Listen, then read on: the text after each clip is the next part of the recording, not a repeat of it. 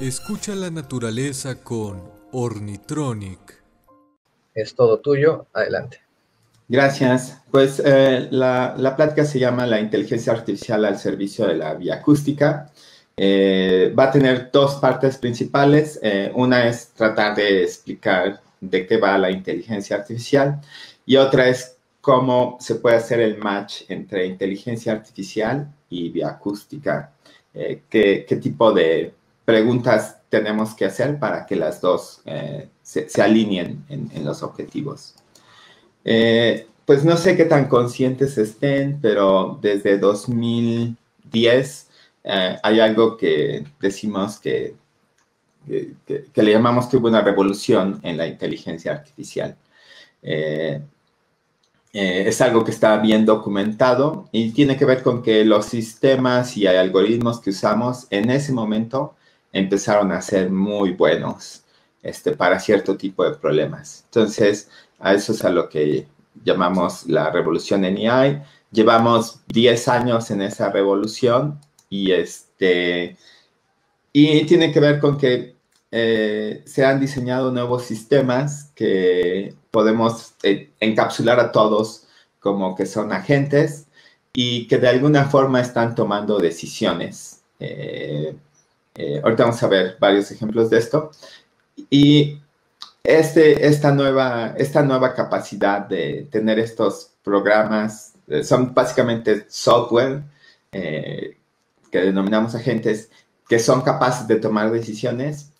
Ha causado una revolución en el pensamiento, en lo que podemos hacer, y una revolución económica también, en el sentido de que pues hay gente que está obteniendo beneficio económico con este tipo de sistemas en muchas capacidades. Y hay mucha inversión en el campo para hacer nuevos sistemas. Entonces, es muy interesante cómo está el campo.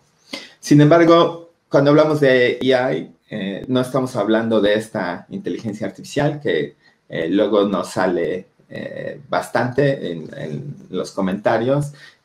No se trata todavía de hacer agentes que tomen conciencia y luego vayan a querer hacer las cosas por su lado. De esa inteligencia artificial estamos todavía muy lejos. Nos falta muchísimo por aprender sobre muchísimas disciplinas para poder crear ese tipo de inteligencia. Sin embargo, de la que sí sabemos es de esto que les decía, que vamos a denominar agentes. Bueno, también ocurren cosas como este evento donde un sistema computacional desarrollado por una empresa se convirtió en el mejor jugador de uno de los juegos que creíamos que era el más difícil computacionalmente hablando. Y esta nueva inteligencia, este nuevo programa se convirtió en el mejor jugador, mejor que cualquier humano. Entonces, ahorita vamos a hablar, suena sorprendente, pero está muy en los rangos es un agente que toma decisiones y nada más es cómo aprovechamos las decisiones, es que lo que hacen efectivos este tipo de sistemas. Entonces, como vamos a entender lo que podemos hacer hoy en día en inteligencia artificial, son como agentes encapsulados, son un cierto código que de forma automática toma decisiones. Como es un software, es un programa, y corre de una computadora, generalmente son muy veloces estos programas, y entonces podemos tomar muchas decisiones. En realidad podemos tomar decisiones de forma masiva. Y de esa forma afectamos el mundo exterior. Estos agentes afectan al mundo exterior porque están teniendo que tomar decisiones de forma masiva. Entonces ustedes se preguntarán dónde están estos sistemas, estos agentes que toman decisiones de forma masiva. Pues están en muchísimos lados. Estoy seguro que ustedes conviven con muchísimos. A diferencia de esta mitología sobre la AI que toma conciencia, o sea, no están enfrente de nosotros, sino forman parte de otros sistemas más grandes Y a diferencia del juego de O, no es tan, o sea, no están haciendo una sola cosa, sino están haciendo de forma masiva. Entonces, algunos ejemplos, tenemos el ejemplo del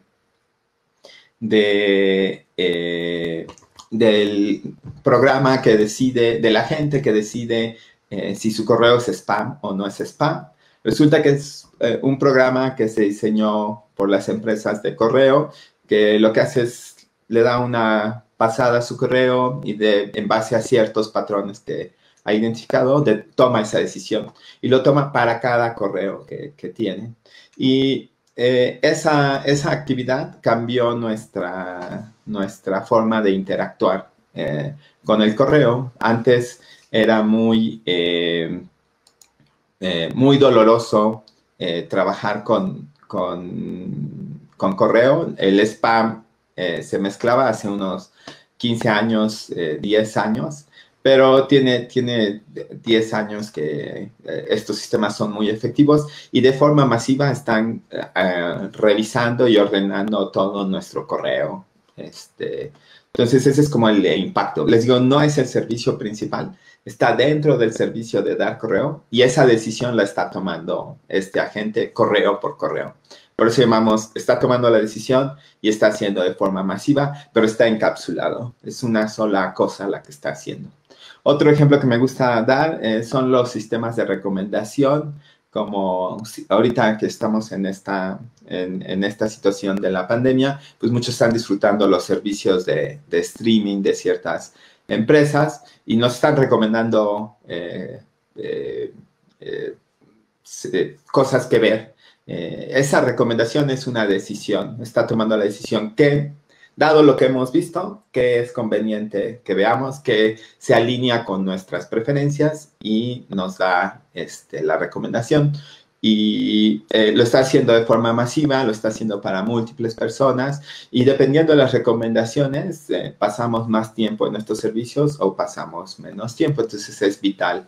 Hay un beneficio económico de esa toma de decisión. Entonces, este es el tipo de inteligencia artificial que podemos hacer ahora, encapsulado, toma de decisiones y para forma masiva.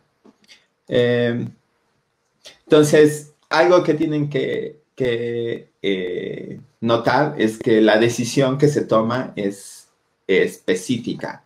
O el que filtra correos, el agente que filtra correos, no lo vamos a usar para recomendar películas, ¿no? Son dos agentes diferentes, conocen cosas muy específicas y no los podemos mezclar. Entonces, ese es como el estado en el que estamos ahorita. Podemos hacer una tarea bien. Hay nuevos sistemas que hacen varias tareas, pero todas son muy similares entre sí.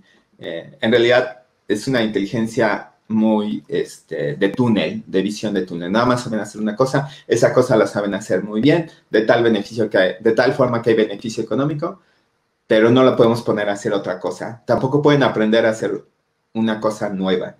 Solo saben hacer lo que tienen. Su base es artificial, computacional, o sea, es un programa, es código. Muchas veces está asociado a bases de datos que les llamamos modelos y que son un montón de parámetros. Ahorita vamos a ver de qué va eso. Y todavía en escenarios artificiales tienen que estar muy guardados. No pueden estar en la calle haciendo esta toma de decisiones. Están dentro de una computadora, parte de otro sistema, haciendo una cosa muy específica. Y todo esto es muy pragmático. O sea, tuvimos un problema de spam, resolvimos el problema de spam. Teníamos un problema de qué recomendar a los usuarios, se hizo un sistema. Entonces, todo va obedeciendo a estas cuestiones pragmáticas. Hay un problema, podemos ponerlo en el marco de inteligencia artificial, avanzamos hacia eso. ¿Qué hay detrás de la inteligencia artificial? La inteligencia artificial es reciente, surge ahí de 1950, podemos registrar como uno de los primeros artículos que pone enfrente si las computadoras van a poder pensar. Y para 1954 se funda el campo de forma formal y empieza esta carrera por hacer pensar a las computadoras, ¿sí? Y actualmente existen dos dos subcampos de inteligencia artificial que son los que han tenido mucho éxito. Uno es el aprendizaje automático, Machine Learning, y el otro es Deep Learning, una nueva forma de Machine Learning que ha sido revolucionaria. Ahorita vamos a ver un poco de eso. Entonces, es un campo de estudio, es muy amplio, tiene esta subparte que se llama Machine Learning, que ha sido muy exitosa, y dentro de esa subparte de Machine Learning hay otra que llamamos Deep Learning, que ha sido la más exitosa. Sin embargo, hoy en día, la mayor parte que decimos inteligencia artificial, estamos hablando de la técnica de Deep Learning, porque ha sido tanto el éxito, nos ha permitido hacer tantos sistemas que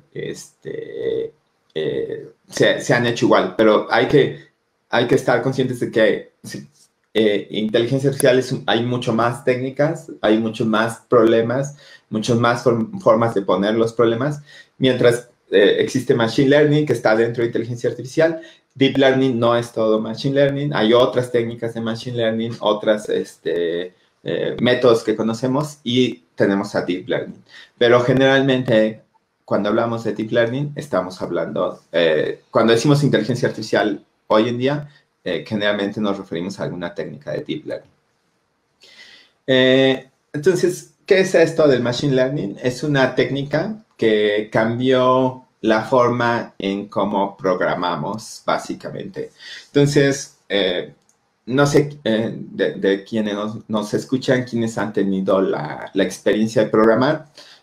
Ustedes saben que se tiene uno que preparar para programar, tiene uno que aprender, tiene uno que desarrollar ciertas habilidades de pensamiento lógico, matemático, de cómo ensamblar cosas, cómo hay consecuencias entre las partes y hago un programa, ¿no? Hoy en día, 99% de lo que ustedes tienen experiencia como software, programas, aplicaciones, es a través de que fue un programador el que decidió cuál era la estructura y cómo se tenían que suceder las cosas. Ese es generalmente como programamos. Machine Learning vino a romper ese esquema. Está basado en múltiples fuentes de conocimiento. Ya antes se había pensado un poco en estos nuevos paradigmas y tiene que ver con conocimiento inductivo, probabilidad estadística, manejo de incertidumbre, modelos matemáticos. La idea aquí es, ¿qué pasa si yo tengo un programa del cual no sé cómo hacerlo? ¿Sí? No sé, o sea, qué es lo que está pasando. Y tratar de programarlo requiere muchas piezas y me llevaría una eternidad programarlo, ¿no? O no tengo una teoría que me explique cuáles son las partes de ese problema, entonces no sé por dónde comenzar mi programa. Resulta que esto es muy, muy normal encontrarnos, sobre todo, por ejemplo, en la naturaleza. Hay muchas cosas que suceden en la naturaleza para las cuales no sabemos cómo sucede, cuáles son sus partes. Hay teorías, pero luego programar esas teorías no es tan sencillo. Entonces, hubo un cambio. En lugar de que un programador decidiera la estructura del programa, lo que pasó es que diseñamos métodos que a través del análisis de datos determinan cómo es la estructura de ese programa. Y en particular, pensando en un esquema muy fácil de entrada-salida. ¿Qué quiere decir esto? El programa ve algo, el agente ve algo y nos da una salida, ¿sí? Es decir, ve algo y toma una decisión. Por eso este esquema de toma de decisión. Ve algo, toma una decisión. Ve algo, toma una decisión. Ese es como el esquema que proponen. Entonces, eso es lo que permitió Machine Learning. Pasar del esquema de tengo que sentarme a analizar el problema, entenderlo, pasó al esquema de tengo que conseguir datos y voy a dejar que los datos determinen la función que quiero hacer, la decisión que quiero tomar. Y les digo, está basado en muchísimas fuentes de conocimiento. No es algo que se pensó a partir de los 80, sino ya había probabilidad estadística, había atacado el problema. Muchísimos modelos estaban tratando de dado esto, cómo produzco una salida que sea razonable. Entonces, básicamente lo que tenemos en este esquema de entrada-salida, tengo unos datos y quiero saber ¿cuál sería la salida correspondiente? Lo podemos pensar en un esquema que se está imitando un comportamiento codificado en los datos. Entonces, lo que tiene que aprender el programa es a modificarse, lo tengo que modificar para que genere el comportamiento que necesitamos. Y eso es perfecto para procesos que no conocemos. Aquí el problema que me gusta mencionar es el del reconocimiento de rostros. De seguro la mayoría de ustedes puede salir a la calle, bueno, cuando podíamos salir a la calle y cuando no todos llevaban máscara, podíamos ver que había un rostro, ¿sí? Podemos ver dónde estaban las personas y que esas personas tenían un rostro, ¿sí? Sin ningún problema. A lo mejor alguien podría tener una lesión en el cerebro y no puede realizar esa actividad, pero la mayoría de las personas podemos hacer eso. Y la idea es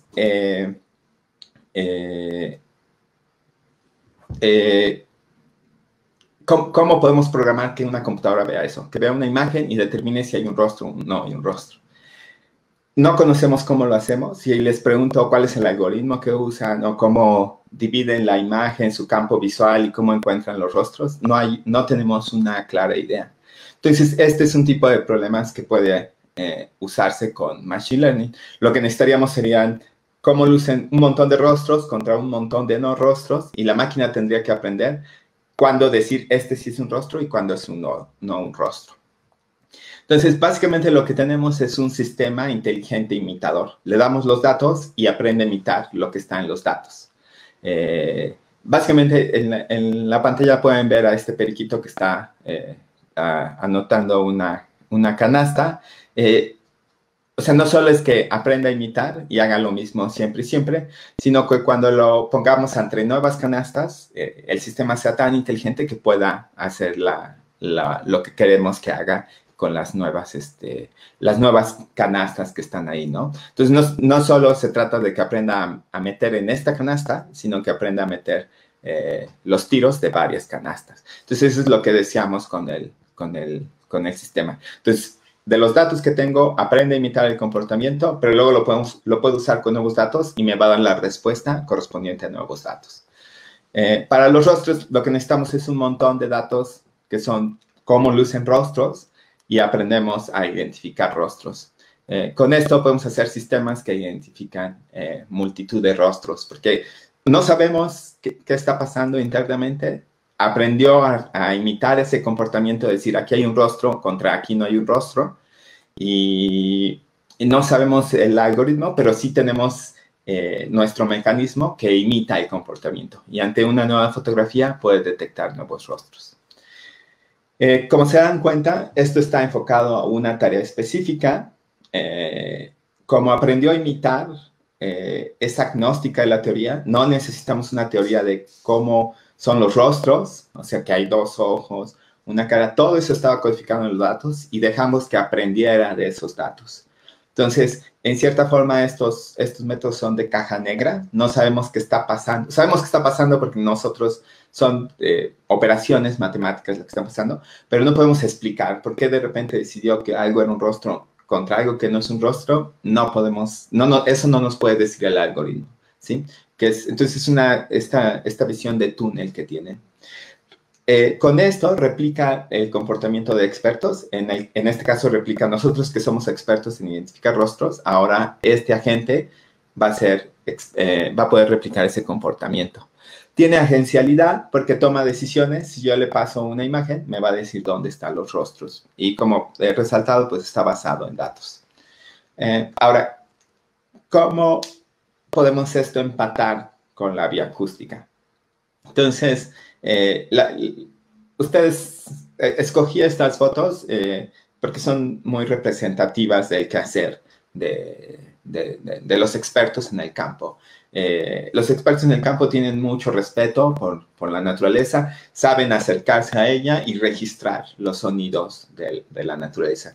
Y además, saben sobre su equipo, saben tunearlo, saben cómo obtener el mejor beneficio, ¿sí? Este tipo de expertise que tienen de cómo acercarse, cómo grabar, cómo escuchar, cómo detectar los eventos importantes, los eventos sonoros importantes, pues es algo que le lleva tiempo al experto y que tiene que desarrollar estas habilidades y y no es tan fácil compartirlas. Una vez que tengo un experto, no puedo, o sea, para que haya otro experto, este experto le tiene que enseñar y tiene que invertir tiempo. Entonces, esto es un factor muy importante en el campo de bioacústica. Los procesos toman mucho tiempo. Toma mucho tiempo aprender, reconocer los cantos, los llamados o los paisajes sonoros. Hacer las grabaciones, hay que invertir tiempo, hay que ir a las locaciones, hay que exponerse, analizar las grabaciones. Ya tengo las grabaciones, si grabé 2 horas, pues me tengo que sentar 2 horas a escuchar lo que está en estas grabaciones. Y otra vez tenemos este caso de que no sabemos, si le pregunto al experto, oye, ¿cómo sabes que ese es el canto de tal ave? Pues más o menos va a poder una explicación, pero esa explicación no me ayuda a mí para poder hacer lo que está haciendo, ¿no? Tengo que escuchar muchos cantos, traducir lo que me está diciendo, verlo desde su perspectiva y aprendo a reconocer cantos de ave. Entonces, ahí podemos hacer un match entre lo que permite hacer inteligencia artificial con los métodos de Deep Learning contra lo que permite hacer contra lo que está haciendo el experto en bioacústica y qué es lo que podemos hacer. Entonces, la idea general es que de grabaciones, que podamos tener un sistema que observe grabaciones y nos dé etiquetas, que tome decisiones y diga, aquí sonó esto, aquí sonó este fenómeno que me interesa. Esa es como la primera idea que podemos tener. Dada una grabación, tomar una decisión y decir, esta grabación pertenece a esta especie, esta grabación pertenece a este fenómeno. Entonces, lo que tenemos que hacer es usar las técnicas que tenemos. En lugar de ponerle rostros, ahora le voy a poner grabaciones. Y ahora en la salida, en lugar de que me diga es un rostro, no es un rostro, me va a decir la especie. Esa es la idea general. Afortunadamente, hoy en día la mayoría de las grabaciones se hacen de forma digital y están limitadas en un tiempo, entonces es muy fácil retomar los datos y usarlos con este propósito. Y básicamente este es el esquema que tenemos que hacer. De un lado tenemos las grabaciones, sabemos que pertenecen en este caso a una especie A, otra pertenece a una especie B y una pertenece a una especie A. Y generalmente en Machine Learning tenemos este proceso de entrenamiento donde se le presentan esas grabaciones y el comportamiento. El comportamiento es esto de que para la grabación primera se dice A, para la tercera también se dice A, pero para la segunda se dice B. Eso se lo presentamos al modelo y tiene que aprender a reproducirlo, de tal forma que aprenda esas relaciones. No solo se le presentan 3, se le presentan miles de grabaciones y con eso aprende el comportamiento. De tal forma que cuando ya lo quiera usar, yo nada más le presente la grabación y infiera la etiqueta, la especie o el fenómeno que quiero.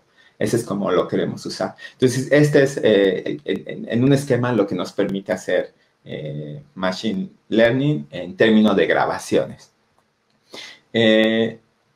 Hay varios problemas, o sea, nuestros datos son digitales, pero están representando una onda, la onda de sonido, esta es temporal, generalmente se registra la presión a la que se somete el micrófono, y en realidad, si ustedes ven una grabación en un editor de texto, si ven, es una secuencia de números, es número tras número tras número.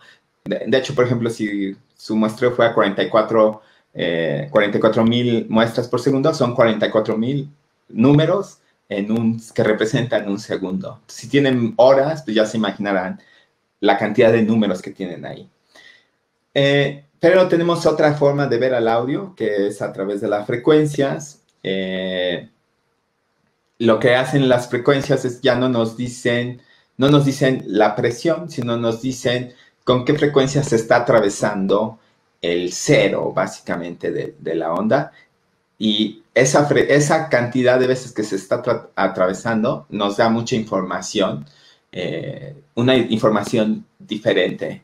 Entonces, afortunadamente existen varios mecanismos para analizar mi onda, mi onda de sonido como una secuencia de frecuencias.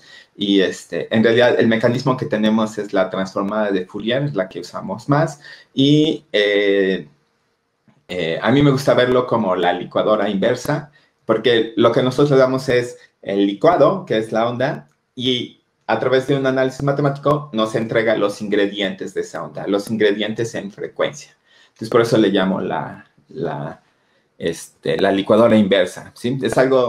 No es tan fácil lograr eso, ¿no? De pasar de algo ya mezclado a encontrar sus partes, no es tan natural, pero con ondas lo podemos hacer a través de análisis de Fourier. Entonces usamos análisis de Fourier y obtenemos estos esquemas que seguro se han visto, que son para análisis espectral.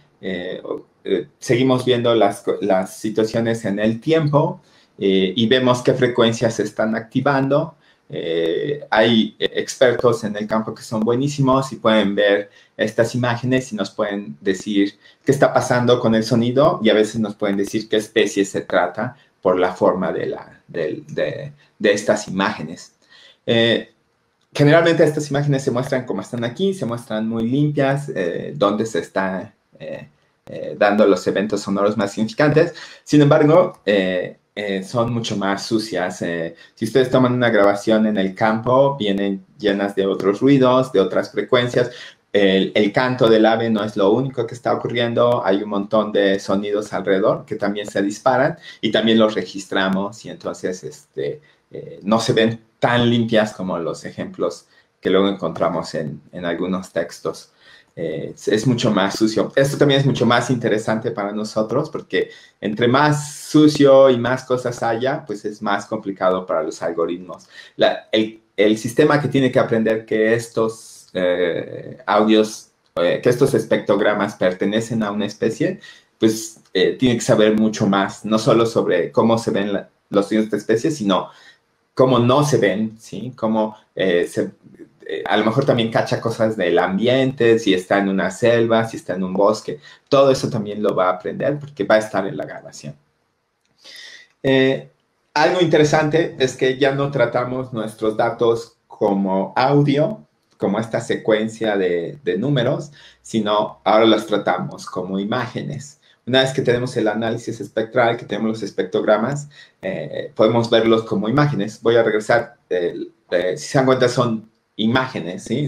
Tienen dos dimensiones y muestran estas como manchas que nuestro sistema tiene que aprender. Entonces, podemos pasar del análisis como de onda al análisis del audio como imágenes, que no es algo tan intuitivo hacer. Cuesta un ratito entender que puedo ir, en lugar de analizar mis datos como audio, los puedo analizar como imágenes. De forma interesante, existen estos experimentos con ratas donde hacen eso, desconectan ciertos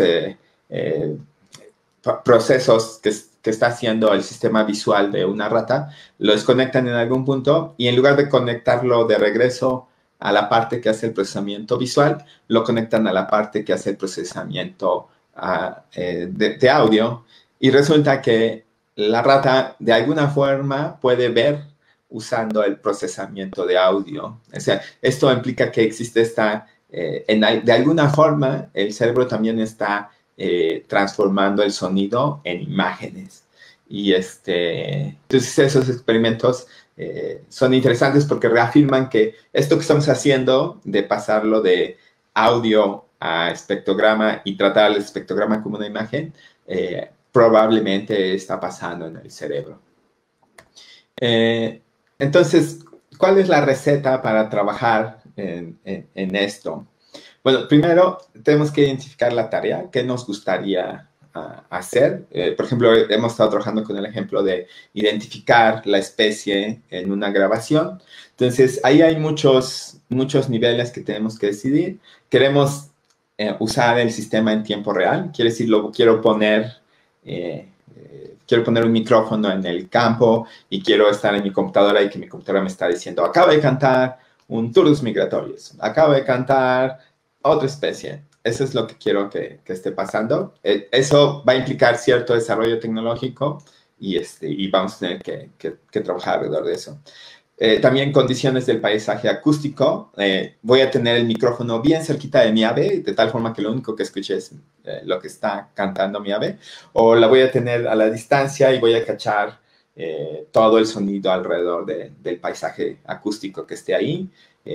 Todas esas decisiones tenemos que tomarlas, tenemos que pensarlas y tomarlas, porque los datos que recolectemos después tienen que ser consistentes. Algo que no puedo hacer es cambiar, hacer grabaciones, por ejemplo, con ruido del paisaje acústico y luego tener grabaciones sin ruido, ¿sí? Eso va a haber un mismatch y va a confundir al algoritmo. Porque acuérdense, el algoritmo tiene visión de túnel, no puede cambiarse de tarea. Entonces, si le cambio las condiciones de audio, se voy a arruinar. Entonces, si quiero que mi sistema funcione en el campo, tiene que contener eventos que ocurren en el campo. ¿Qué especies me interesan? ¿Cuántas son? ¿Me interesan reconocer 2 o 3? ¿O me interesan reconocer 1000? Todo eso lo tengo que definir y pensar. ¿Qué información me interesa? Me interesa saber la especie. Por ejemplo, a lo mejor me interesa conocer un dialecto, dado que las aves están en una parte más alta de la montaña o están en una parte más baja. ¿Qué es lo que me interesa saber? También tengo que pensarlo para incluirlo en mis datos. Una vez que tengo bien definida la tarea y lo que me interesa saber, necesito conseguir datos. Esto es una labor bien intensiva. Tengo que ir y conseguir datos. Hay varias bases de datos que ya están disponibles, pero tienen que hacer match con lo que yo definí que era importante. Si no, tengo que ir y hacer las grabaciones. Luego los tengo que etiquetar, tengo que decir, de toda esta grabación lo que me interesa es esto otro no me interesa. Y eso también es súper, lleva muchísimo tiempo. Si tienen algún enemigo, lo pueden poner a hacer esa tarea. Es sumamente aburrido, sumamente monotónico. No les recomiendo etiquetar, es una experiencia bastante miserable. Pero lo tenemos que hacer porque necesitamos esa relación. Bueno, hasta ahora. Luego les voy a platicar un poquito qué se puede hacer ahora. Luego, ya que tenemos los datos, lo que tengo que hacer es pasarlo a los algoritmos. Recuerden, hago la parte de entrenamiento, hago algunas validaciones. Ya cuando estoy contento con mi modelo, pues ya lo puedo sacar, ¿no? Esa parte de valor es eso, validar que se esté comportando de forma razonable y luego ya lo puedo poner en funcionamiento. Entonces, es más o menos la receta. Por supuesto, hay muchísimas cosas que elegir. Dentro de Machine Learning hay muchísimos métodos para elegir. Todos son muy compatibles entre sí. Todos necesitan los datos, la salida y el proceso de entrenamiento. Y ya que se entrenó, el proceso de validación. Y luego hay muchísimo donde escoger. Y en redes neuronales también hay muchísimas cosas de cómo puedo conectar mis modelos para que puedan aprender a imitar. Entonces, un poco de nuestra experiencia con estas, como les comentaba, algún tiempo estuvimos colaborando con ESAU, muy enfocados a sacar este tipo de sistemas y aprendimos varias cosas. Una de las cosas que aprendimos muy rápidos es que hay muy pocos datos, hay muchas grabaciones, pero no están etiquetadas. Entonces, como les digo, etiquetarlo hay que pensar si queremos etiquetarlo y a quién podemos etiquetar. Aunque hay muy pocos datos, hay de muchísima calidad. O sea, hay muchísimo esfuerzo por captar el canto del ave, lo más pristino, lo más informativo para nuestro oído, ¿no? Entonces, casi no tienen ruido estas grabaciones, son de excelente calidad. Sin embargo, algo que aprendimos es que excelente calidad no es lo ideal si queremos trabajar en campo, porque en campo las grabaciones no van a tener excelente calidad. Van a tener un montón de ruido, un montón de eventos externos, Y si nada más considere cosas de buena calidad, pues nuestro sistema se cae, porque no va a saber qué hacer con esos otros eventos que son básicamente ruidos. Algo que aprendimos es que hay que recolectar datos si esto es posible y hay que ser muy inteligentes para no hacer un esfuerzo mayor, ¿sí? Tenemos que modular ese esfuerzo, entonces hay que ser muy inteligentes. La etiquetación es una tarea titánica, ya les he dicho varias veces este punto. Es necesario el conocimiento de un experto. En este caso, cuando estuvimos trabajando con esto, Saúl nos daba muchísimas recomendaciones, nos explicó muchísimo sobre los cantos, sobre los límites y cómo funciona esto. Y en un futuro muy cercano no vamos a necesitar tantos datos etiquetados. Sí, muchos datos, muchas grabaciones, pero no necesariamente etiquetados. Entonces les quiero mostrar este. Este es un experimento no con cantos de aves, sino con voces humanas. Y en particular, este es un sistema que le pasamos segmentitos de voces de una persona y los transforma a un vector. Y una vez que tenemos ese vector, que es un punto en el espacio, en un espacio multidimensional, lo que podemos hacer es proyectarlo en 2D y lo que vemos es que grabaciones de la misma persona quedan juntas y grabaciones de otras personas quedan distantes. Entonces, algo similar se podría hacer con cantos de aves y lo que esperaremos ver, especies que canten similar deberían quedar cercanos, especies que canten diferentes deberían quedar. En particular, en este ejercicio que se hizo con personas, no es necesario etiquetar dónde comenzó a hablar la persona, quién era la persona, no es necesario. Solo es necesario decir, esta grabación es de una persona, esta grabación es de otra persona, y el sistema aprende a ordenar las grabaciones. Cuando compara de las mismas personas, sabe que deben quedar cercanas. Cuando compara de diferentes personas, saben que deben quedar distantes. Y entonces, la etiquetación es mínima, no tengo que ir a la grabación y grabar quién habló en qué momento. Con que garanticemos que una grabación contiene voces de una sola persona es suficiente para poder obtener este resultado. A esta metodología se le llama sin supervisión porque no tenemos las etiquetas y ha habido mucho avance y eso es algo que queremos hacer con horas y horas de grabaciones para avanzar el campo. Hay varios proyectos que se basan en esta técnica. En particular, existe una app para reconocer cantos de aves que se llama Wobble. Creo que sigue disponible. Las técnicas son algo viejitas en términos de la tecnología. Salió hace como 5 años. Pero creo que sigue disponible y usa estas técnicas de reconocimiento. A lo mejor está tuneada para funcionar en el Reino Unido, entonces no funciona tan bien aquí en México.